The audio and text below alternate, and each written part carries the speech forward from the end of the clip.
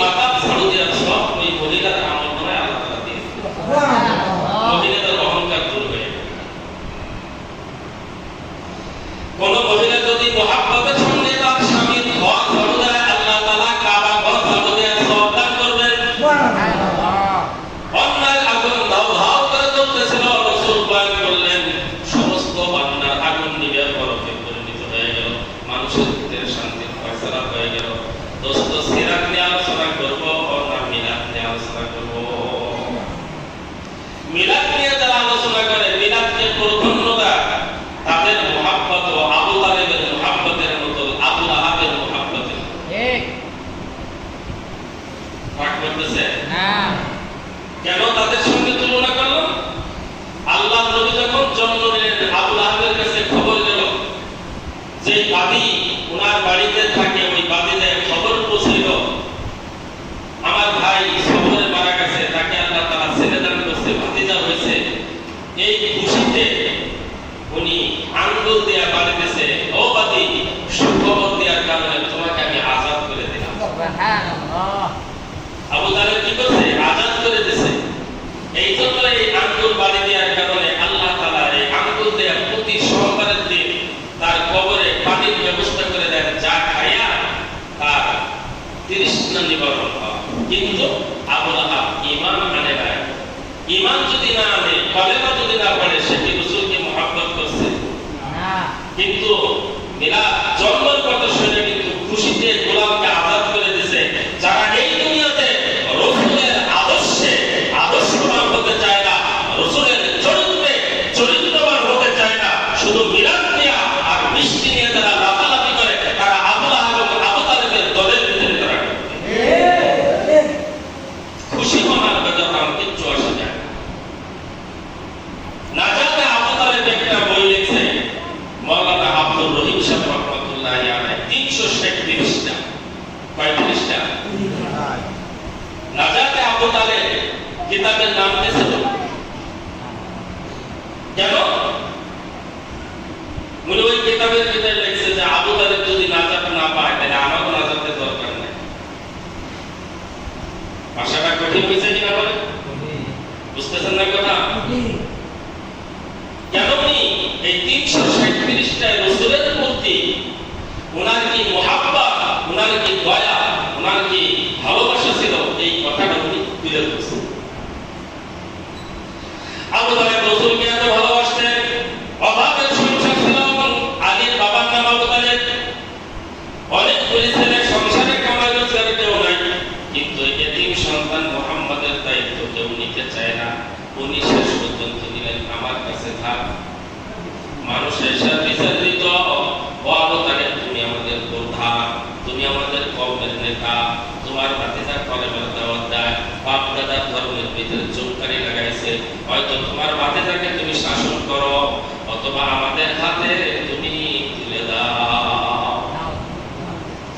আবু তালেব বলতেছেন, ভাই আমি তোমাদের হাতে তুলেও দেব না, আর আমার ভাতিজা এই কলেমার দাওয়াত দেয়, এটা তো হক দাওয়াত দেয়, আল্লাহর পক্ষ থেকে আসছে, লা ইলাহা ইল্লাল্লাহ, আল্লাহ ছাড়া আর কোনো ইলাহ নাই, মাবুদ নাই, আল্লাহ ছাড়া রাজ্জাক নাই, খালেক নাই, মালিক নাই, সব কিছুর মালিক আল্লাহ তাআলা।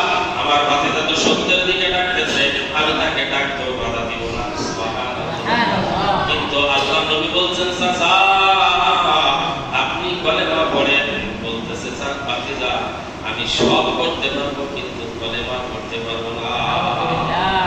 মুহাব্বত আরো কত মুহাব্বত করছে, অনেক, সেগুলো বলবো না, শুধু ছোট্ট একটা কথা বলি। সিরিয়াতে সফরে যাইতেছেন বাণিজ্য ব্যবসা করার জন্য, আবু তালেব যাইতেছেন কাফেলার সরদার, শাম দেশে যাইতেছেন। দোস্ত রাস্তায় যখন সন্ধ্যা হয়ে যায়, মরুভূমির ভিতরে তাবু ফেলছেন, তাবু, ওই তাবুর ভিতরে বেলা থাকতেন। আবু তালেব বলতেছে, 1 নম্বর তাবুর ভিতরে আমার অমুক সন্তান থাকবা, 2 নম্বর তাবুতে অমুক থাকবা, 3 নম্বর তাবুতে ফুলাদান সে থাকবা, 4 নম্বর তাবুতে অমুক থাকবা, 7 নম্বর তাবুতে আমার ভাতিজা মুহাম্মদ থাকবে। যখন বেলা ডুবে গেছে, অন্ধকার হয়ে গেছে, এবার কি করছেন আবু তালেব? যায় বলতেছেন 7 নম্বর তাবুতে, যায় বলতেছেন, ও আমার ছেলে, 1 নম্বর তাবুটা তুমি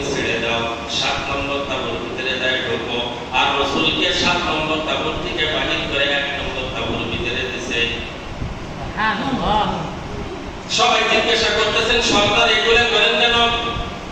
বলে দুশমন থাকতে পারে, আমার ভাতিজা বেড়া থাকতে বলছি যে 7 নম্বর তাবুতে থাকবে, দুশমনেরা এসে আমার ভাতিজাকে 7 নম্বর তাবুর ভিতরে আঘাত করবে, আক্রমণ করবে, আমার ভাতিজার উপরে আঘাত আসবে। এই জন্য আমি একটা রাজনীতি করলাম, 7 নম্বর তাবু থেকে আমার ভাতিজাকে আমি বাহির করে 1 নম্বর তাবুতে দিলাম, আর 1 নম্বর তাবুতে আমার সন্তানকে আমি 7 নম্বরে দিলাম। অর্থাৎ দুশমন যদি আঘাত করে আমার সন্তান মারা যায়, তো আমার ভাতিজা দুনিয়াতে বেঁচে থাকো। মুহাব্বত করছেন কিনা? কিন্তু কলেমা পড়েন, কলেমা পড়ে নাই। আমার কথাকে আপনারা বুঝতেছেন নাকি? আমি বলতেছি এই জন্য মিলাদুন নবী নিয়ে তারা বাড়াবাড়ি করে, তারা তো আবু তালেব পেত। আর সিরাতুন নবী নিয়ে যারা কথা বলে তারা হইছে আবু বকর সিদ্দিক রাদিয়াল্লাহু আনহু লোক। সুবহানাল্লাহ বলে। আমরা সবাই তাহাজ্জুদ করি, দান করি, সাদকা করি, হজ করি, যাকাত দেই, কুরবানি দেই, 5 ওয়াক্ত নামাজ পড়ি, জুমার নামাজ পড়ি। পড়ি কিনা বলেন? কিসের জন্য করি? জান্নাতে যাওয়ার জন্য, বেহেশতে যাওয়ার জন্য। আমরা সবাই বেহেশতের পাগল, কিন্তু দোস্ত আল্লাহ রাসূলের একজন উম্মত ছিলেন বেহেশত তার জন্য পাগল। সুবহানাল্লাহ। আর ওই উম্মত ছিলেন আবু বকর সিদ্দিক রাদিয়াল্লাহু আনহু, যার জন্য স্বয়ং জান্নাত পাগল থাকবে। সুবহানাল্লাহ।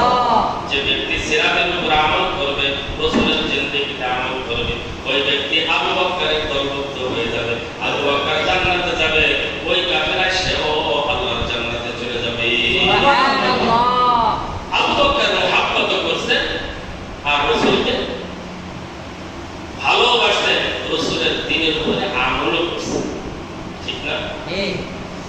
কোন দিক দিয়ে বলবো? সময়ের সঙ্গে কথা তো বলার সময় হবে। তবুকের যুদ্ধ আবু বকর কেমন মুহাব্বত করতেন একটু শুনে। আবু বকর বলেন যে আমার যে সম্পদ আপনি বলবেন আর আমি আপনার দিনের রাস্তায় খরচ করবো, এইটাই আমার না, এটা কি আমার না, দিনের আশা। আমি দান করতে করতে ফকির হয়ে যাব, তবু দিন দুনিয়াতে চিন্তা হবে। সুবহানাল্লাহ। তবুকের যুদ্ধে সবাই মাথা মারা গেছেন। আবু বকর রাসূলের কাছে তিয়ামতের কোনো মাল নাই, ঘরের ভিতরে গেছেন, তরকারি পাক করা কড়াই নিয়ে কাঠির ভিতরে রাখছেন, ভাত পাক করা পাতিলাটা কাঠির ভিতরে রাখতেছেন, ভাত তোলা চামিচটা কাঠির ভিতরে রাখতেছেন। এইভাবে ঘরের ভিতরে প্লেট বাটি যা পাইছেন সব কাঠিতে রাখছেন। তখন চোখে কম দেখতেছিলেন, বয়স হয়ে গেছে, ভালো করে চোখে দেখেন না, কিন্তু ঘরের দেওয়ালে যায় এইভাবে হাত দিয়ে হাতাইতেছে। ওনার মেয়ে বলতেছেন, আব্বুজি আপনি এই জায়গা কেন হাতাইতেছেন? বলতেছেন, ও আমার মা তুমি শোনো, এই জায়গা আমি একটা সুচ রাখছিলাম, সুই কাপড় ছেড়ানো সুই, আমি ওই সুচটা খোঁজ করতেছি। সুচটা কি করবেন? বলে যে ওই সুচটা যদি আমি পাইতাম তাহলে আজকে যুদ্ধের মাল হিসেবে সুচটা আমি দিয়ে দিতাম। এটার নাম আবু বকর। এটার নাম কি?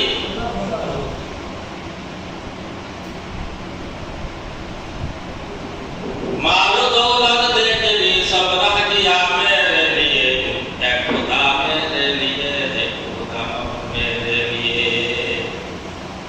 আবু বকর বলতেছেন সব দিয়ে দিব।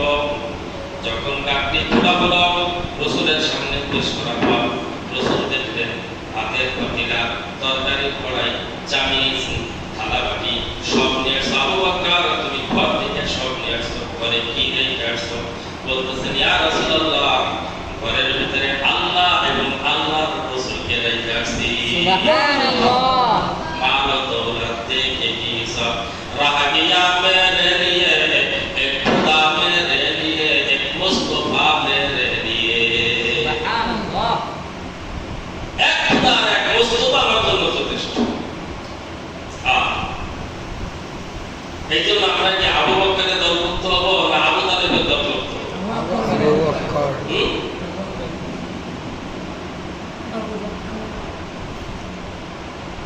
ওয়া আরসালনাকা ইল্লা রাহমাতাল লিল আলামিন।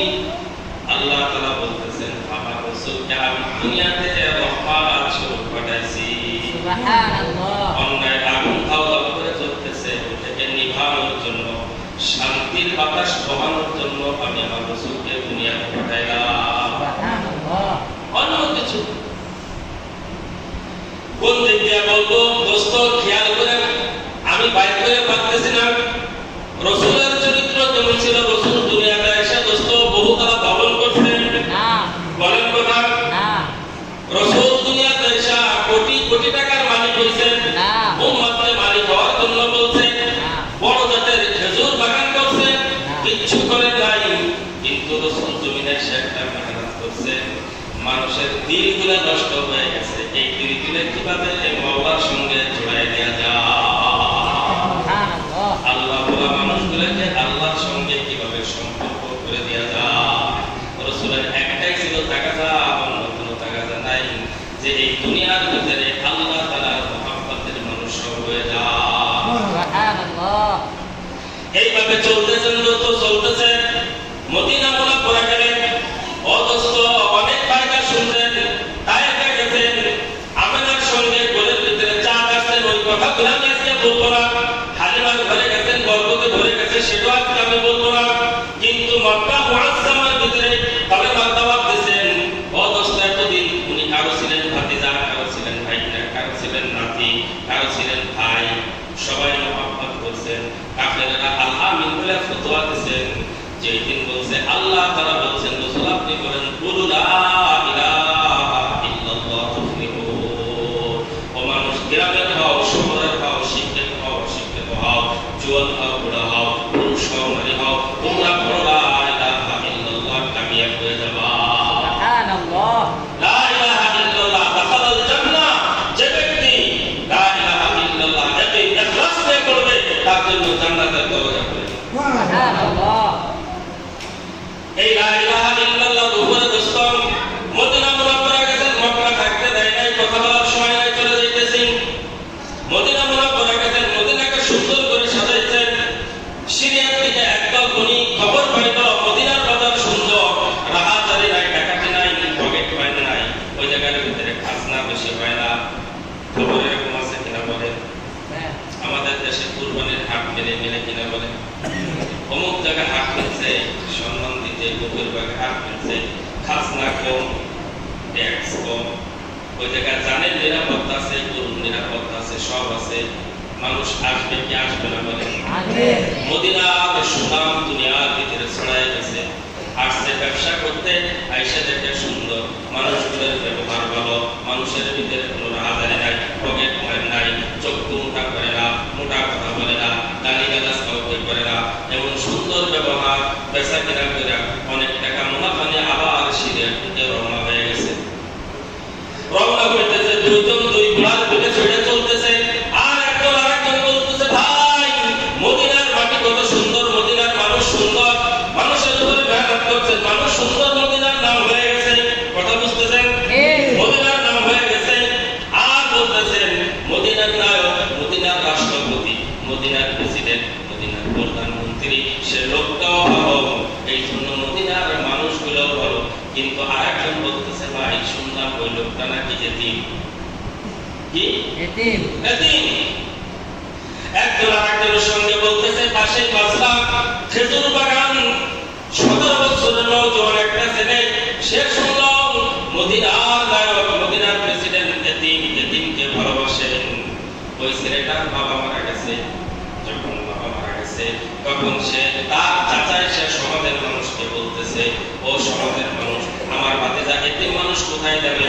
আপনারা যদি অনুমতি দেন তাহলে আমার ঘরে আমার ভাতিজাকে আমি লালন পালন করতে চাই। আছে না এরকম? আপনাদের সমাজ আছে না? লালন পালন করার দায়িত্ব নাই, কিন্তু নিজের ছেলে স্কুলে যাবে, ব্যাগ টানবে ভাতিজা, বলেন মা বিধবা, এই জন্য মাকে কি করে ওই ঘর দখল করতে হবে। এই জন্য বলতেছে ভাবি আপনি জীবন মানুষ, এই জায়গা টাকা জানেন নিরাপত্তা না, আপনি বাপের বাড়িতে চলে যান, ঘরটা খালি করছে, ঘরটাও দখল করে নিয়ে গেছে। এরকম ভদ্র মানুষ সমাজ আছে না? আসেনি? ওই এতিম ছেলেটা মা বৃদ্ধ হয়ে গেছে, 52 টাকা বিবাহ করছে, চাচার বাড়িতে লালন পালন হইতেছে। দোস্ত ভালো করে খেয়াল করুন কথা, চাচার বাড়িতে লালন পালন হয়। চাচা বলতেছে খেজুর বাগানে পানি দিবা, আমার ছাগল চড়াবা, আমার ছেলেকে মাদ্রাসায় দিবা, স্কুলে দিবা, বাড়ির কাজ করবা, বাগানের কাজ করবা। কিন্তু সব সম্পত্তির মালিক সে, কিন্তু এখন তার চাচার বাড়ির চাকর হয়ে গেছে। কখনো ভালোবাসা কি জিনিস, বাবার মহব্বত কি জিনিস সে জানে না। ওই মদিনার মানুষটা এতিমকে ভালোবাসে। এই খবর যখন সে শুনছে, শোনার পর তাদের পিছনে পিছনে দৌড়ায় গেল। ও ভাই, তুমি বলতেছো মদিনার নায়ক, মদিনার প্রেসিডেন্ট নাকি এতিমকে ভালোবাসে? বলো মদিনার কোন দিকে? তারা বলতেছে মদিনার দিকে। খবর পেয়ে সে বাসায় গেছে, বাসায় যা বলতেছে, ও চাচি, আপনি তো আমার মায়ের মতো। আমি একটা খবর পেলাম মদিনার প্রেসিডেন্ট এতিমকে ভালোবাসে। আমার ইচ্ছা হয় এতিম মদিনার ওই প্রেসিডেন্টের সঙ্গে একটু দেখা করব। যখন এই কথা বলছে, চাচি কয় সর্বনাশ, এই মদিনার খবর ওর কাছে কে? মদিনার খবর কে বললো? মায়ের শুরু করছে দোস্ত, চাচা আসছে, চাচার পাও ধরে ধরে বলতেছে, চাচা আমাকে একটু সুবিধা দেন, আমি মদিনাওয়ালার সঙ্গে দেখা করব। চাচা আমার শুরু করছে, চাচা ভাইরা চাচির কাছে যায়, চাচি ভাইরা চাচার কাছে যায়, চাচতো ভাই ভাইরা বাবার কাছে যায়। এইভাবে মায়ের খাইতেছে, রক্তাক্ত হয়ে গেছে ছেলেটা। এবার বলতেছে মারতে মারতে যদি মেরে ফেলো তো ভিন্ন কথা, কিন্তু আমার জীবন থাকতে আমি বলতেছি আমি মদিনাওয়ালার সঙ্গে দেখা না করে ছাড়বো না। মদিনার সঙ্গে, মদিনাওয়ালার সঙ্গে আমি দেখা করবই। এবার চাচা বলতেছে যাইতে যখন মন চায় তাহলে তুমি ইস্তেফা নামা, বচন নামা, মুসলে নামা বলে আপনাদের দেশে না? মুসলে নামাটা বোঝেন নাকি? মুসলে নামাটা বোঝেন না? শর্ত করে দেবা তুমি আর কোনোদিন এই বাসায় আসবে না, এই জায়গা তুমি টাকা পয়সা বাড়ি ভদ্রতার দাবি আর কখনো করবো না, সেই লিখিত দিলে তোমাকে ছুটি দেওয়া হবে। এটা মুসলিম বলে না? বুঝছেন কথা? উনি বলছেন সব দিতে রাজি আছি, তবু মদিনাওয়ালার সঙ্গে দেখা করবো। সুবহানাল্লাহ, সুবহানাল্লাহ। এবার শুনছেন ঘাড় ধাক্কা করে লাথি দিয়ে বাহির করে দিয়েছেন। 17 বছরের নওজোয়ান দোস্ত শরীরের যে পোশাকটা ছিল পোশাকটা খুলে রেখে দিয়েছে। চাচা বলতেছে আমার পোশাক করে তোলে মদিনা যাইতে দিব না, পোশাক কিনে পোশাক খুলে এই 17 বছরের নওজোয়ান ছেলেটাকে উলঙ্গ করে ল্যাংটা করে ছেড়ে দিয়েছে, যা। এবার সে ঠাকুরের মতো দৌড় শুরু করছে।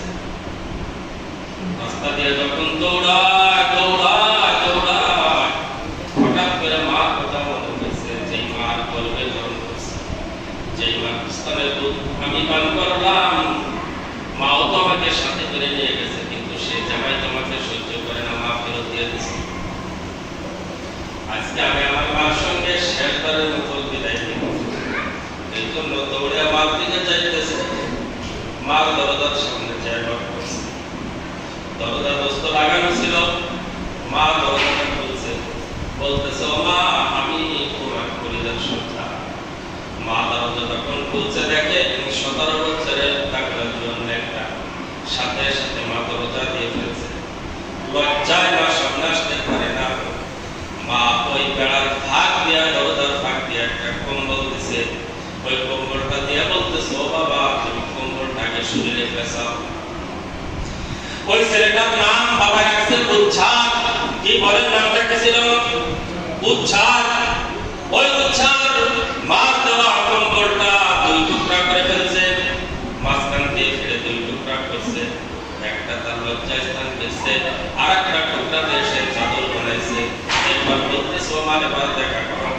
মা দরজা খুলে দিছে, মার সঙ্গে কথা বলতেছে, বলতেছে মা আমি তো আমার সমস্ত সম্পদ চাচাকে দিয়ে চলে আসছে, আমি আর কখনো ফেরত আসবো না।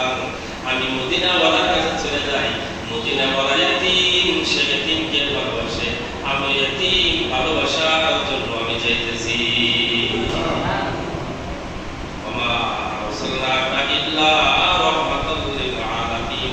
এই আলমের রহমত স্বরূপ রাসূলকে আল্লাহ বানাইছে। মার থেকে বিদায় নিয়ে যাইতেছেন, এদিকে আল্লাহ তাআলা জিবরাইলকে পাঠিয়েছেন, জিবরাইল তুমি যাও